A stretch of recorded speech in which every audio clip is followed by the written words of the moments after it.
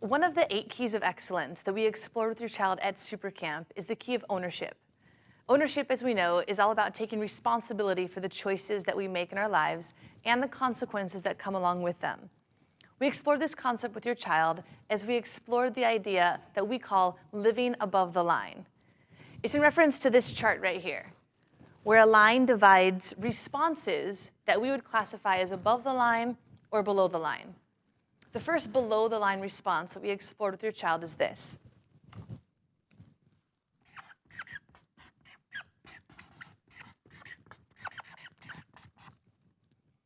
Lay blame. Lay blame is all about blaming other people for the choices that we make in our lives. For example, a student blaming their teacher as for the reason why they received a poor grade on a test or in the class in general. As we know, that responsibility falls upon each student as opposed to blaming the teacher. So we know that this response right here is not one that's going to move our lives forward in a positive direction and towards further levels of success in our lives.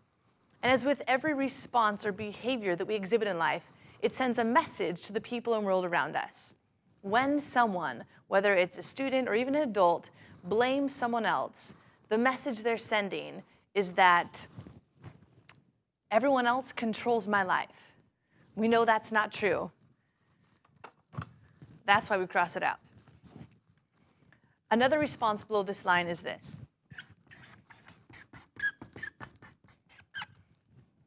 Justify, which is all about making excuses for the choices that we make in life or for our behaviors or our responses. So a student or a child who might justify in a situation where they are asked to be home at a certain time, whether it's for dinner by 6 o'clock or home for curfew by 10 p.m.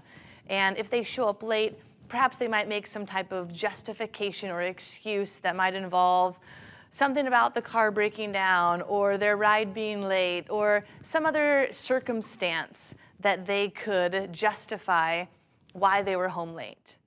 Once again, the message that sends is that other circumstances or factors are controlling my life.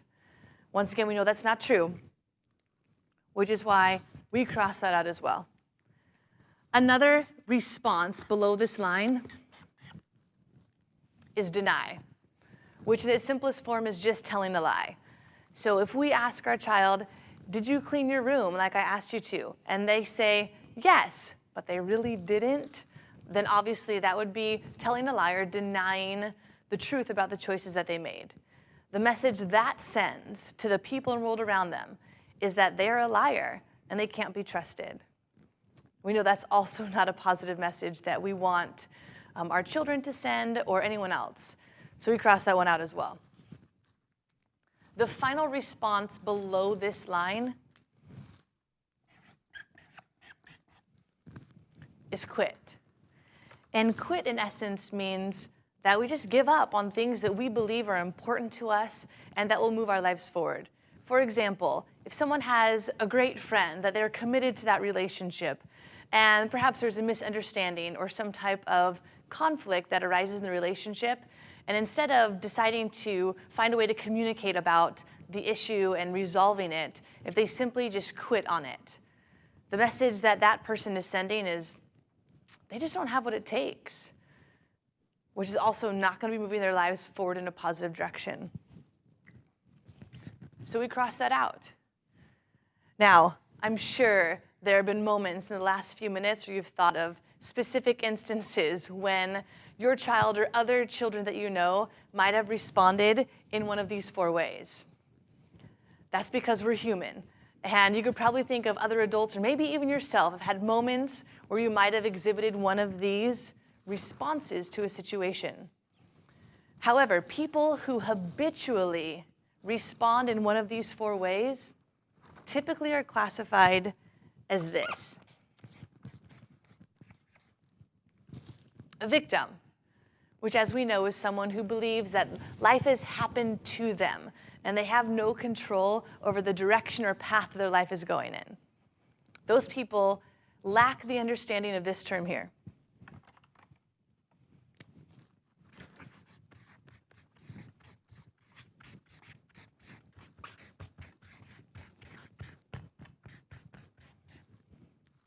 respondability, which in essence is just like responsibility, we just spell it a little bit differently, to emphasize that in every situation, everyone always has the ability to respond. It's all about this right here. Recognizing that life is full of choices and that we get to choose not only our actions, also how we respond to those actions that might happen around us. When we recognize that we have these choices, that leads to this. Leads to the power to create the lives we want for ourselves, which ultimately gives us more freedom. People who choose to live above this line embrace the power and freedom that comes by making powerful choices. People who live below this line, they give that power and that freedom away to other people, to other circumstances, and so on.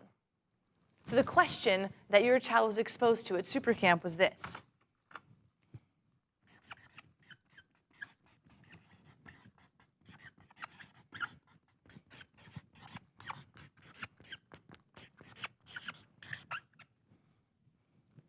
Where are you living? Do you tend to live more above this line or below this line? Obviously, the most powerful response would be to respond by living above the line, where we are making choices that lead to greater power and more freedom in our lives. So how do we as parents encourage our child to live more above the line and avoid some of these behaviors below the line?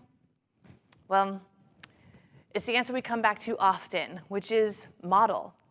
That we as parents continue to model and demonstrate what it means to live above the line. That we too are avoiding these types of responses or behaviors in our lives and being a positive example of someone who recognizes the choices and the power and the freedom that we have.